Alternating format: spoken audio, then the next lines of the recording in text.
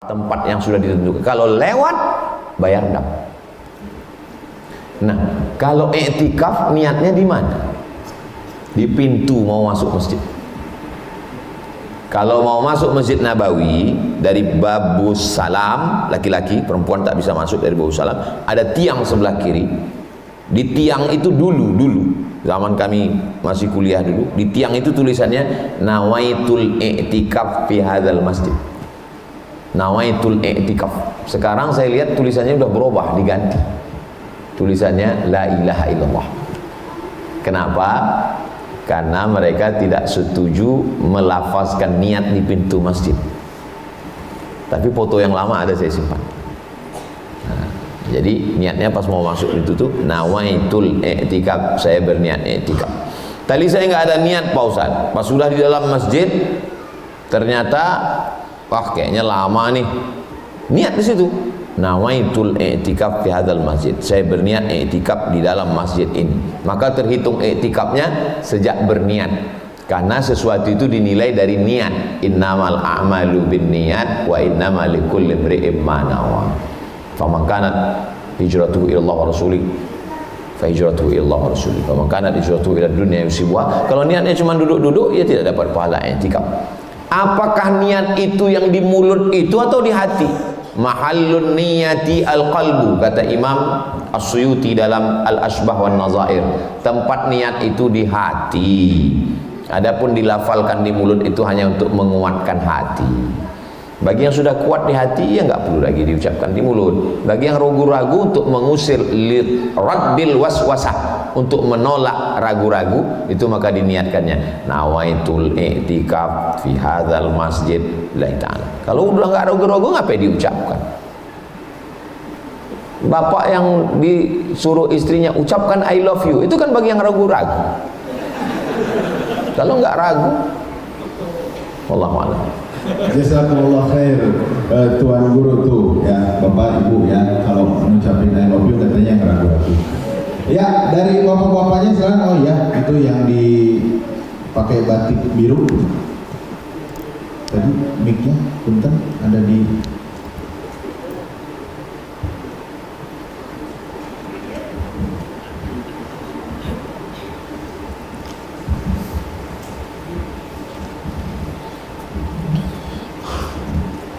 Afwan Ustaz, nggak ada. Biasanya banyak cemilan Ustaz karena lagi sahur. Insyaallah ada kayu kering. Ya, Assalamualaikum Ustaz.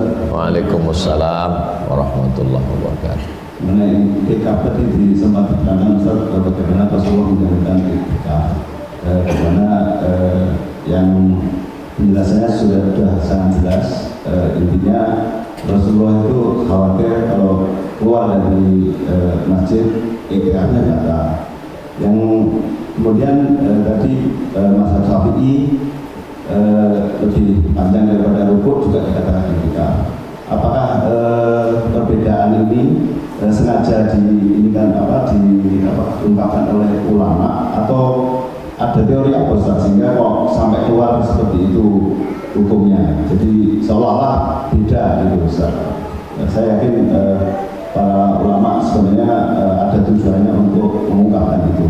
Terus yang kedua mengenai ini Ustaz, insya Allah nanti kan Jejak Imani mengadakan i'tikaf itu kalau kita misalnya berangkat sama istri, biasanya kan di situ kan kalau kita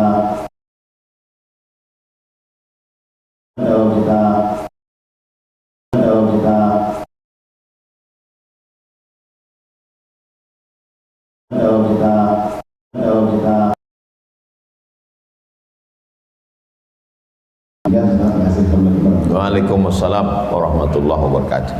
Nabinya satu. Kenapa bisa muncul Imam Hanafi paling tua, Imam Maliki nomor 2, Imam Syafi'i nomor 3, Imam Hambali nomor 4? Sebetulnya 4 itu yang masyhur saja.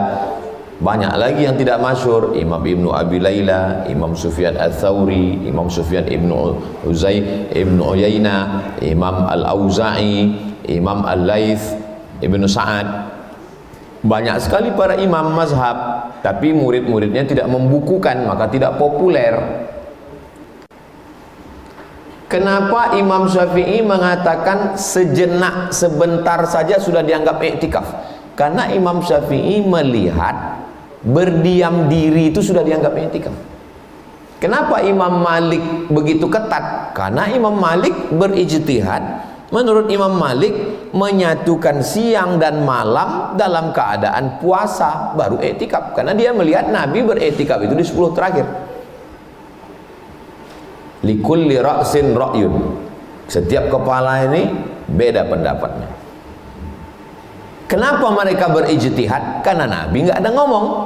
Nabi nggak ada ngomong bilang yang namanya iktikaf itu adalah ini, nggak ada. Nabi hanya melakukan, lalu kemudian diteruskan sahabat, tabi'in, ulama mazhab mendefinisikannya.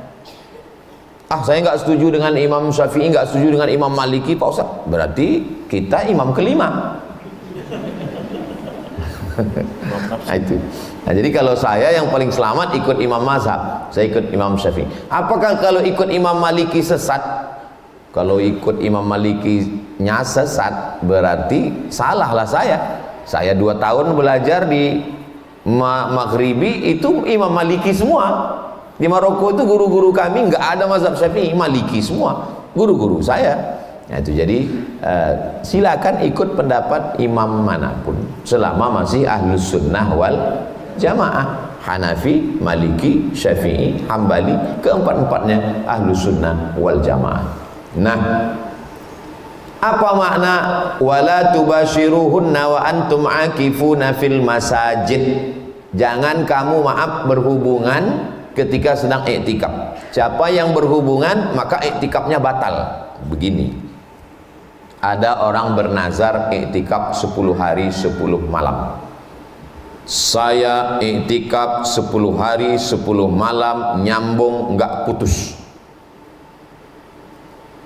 iktikaf dia. Maka dia tidak boleh membatalkan iktikafnya 10 hari 10 malam. Ternyata dia mesti pulang ke rumah karena ada yang mau diambil. Maka dia cukup pulang ke rumah, ambil, habis itu balik lagi. Kalau dia berhubungan dengan istrinya, batal iktikafnya. Itu maknanya. Adapun kita yang iktikaf 2 jam, masuk sholat isya, kultum tarawih, witir, tadarus, masuk jam 8, pulang jam 10. Kemudian dia pulang ke rumah, dia berhubungan. Bukan berarti yang 2 jam tadi batal. Yang 2 jam itu tetap terhitung 2 jam. Ini maksudnya kalau ada orang yang berniat iktikaf panjang, dia pulang berhubungan itu, maka batallah iktikafnya yang iktikaf panjang. Karena dalam iktikaf ini yang paling lama limit waktunya itu yang paling afdal dan paling mulia. Nabi itu kan contoh, laqad kana lakum fi rasulillahi uswatun hasanah. Nah, ibu, bapak kebetulan umroh Ramadan bersama jejak imani. Saya khawatirnya nanti pas di tempat travel lain jejak imani juga yang saya sebutkan. Karena udah lalu kemudian bersama-sama iktikaf di Masjid Nabawi, Masjidil Haram. Lalu kemudian setelah sholat tarawih, zikir, baca Quran, pulang ke hotel berhubungan. Iktikaf yang tadi ya tidak batal. Kenapa? Karena iktikafnya terhitung yang berapa jam berada bersama di dalam masjid itu saja. Yang di luar tadi sudah tidak terhitung sebagai iktikaf. Tapi kalau memang mau niat iktikaf 10 hari 10 malam, ya di dalam masjid nggak keluar sama sekali. Makanan nanti dibelikan oleh teman atau ada yang mengirimkan ke dalam. Iktikaf tidak keluar masjid. Itu yang dimaksud dengan berhubungan membatalkan iktikaf. Wallahu a'lam. Masya Allah, jazakumullah khair.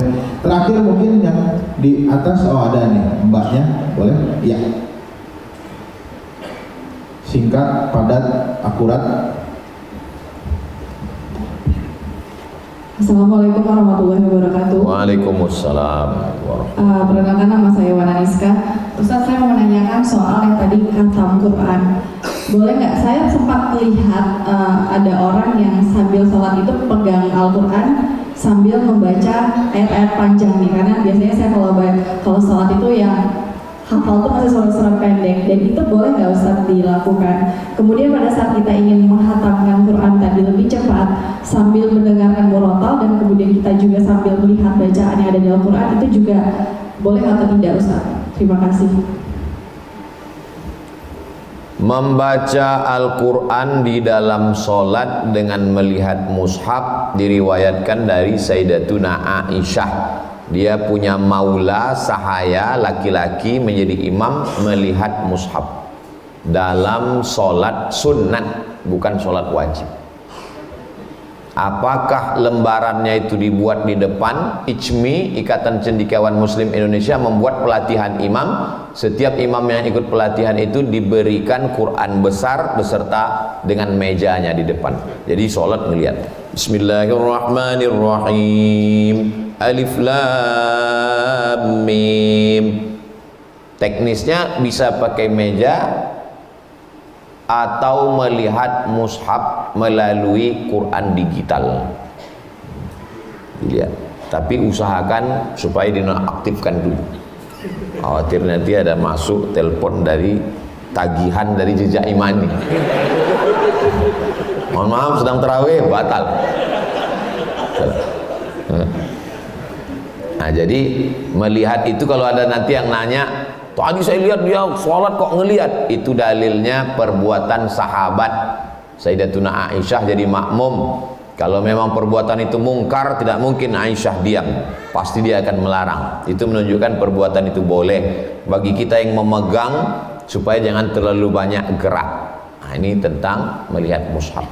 Lalu kemudian mendengarkan bacaan Al-Quran murattal, Quran yang dibacakan oleh Imam Syekh Abdurrahman Sudais, lalu kita melihat bacaannya.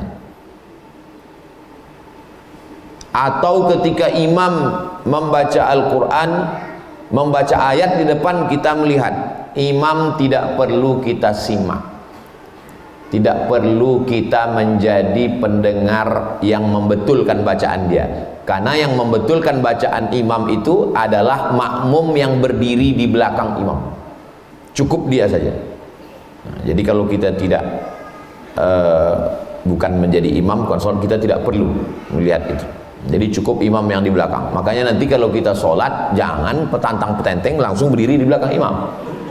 Kalau berdiri di belakang imam itu berarti sudah siap membetulkan imam kalau dia macet di tengah. Iya, kalau macetnya di Jalan Sudirman. Kalau di jalan yang jarang ditempuh, apa enggak pucat kita? Bagi yang berdiri di belakang imam itu siap menyambung bacaan imam dan siap menjadi imam kalau imam di depan tiba-tiba meninggal dia, berarti siap memajukan. Iya, kalau ninggalnya pas berdiri, kalau pas sujud gimana bangunnya? Nah, jadi teknis itu sudah dijaga. Makanya kalau di Malaysia itu sajadah dipasang dua, imam satu belakang. Enggak ada yang boleh berani di belakang imam ini kecuali orang yang bisa menggantikan imam. Wallahu a'lam.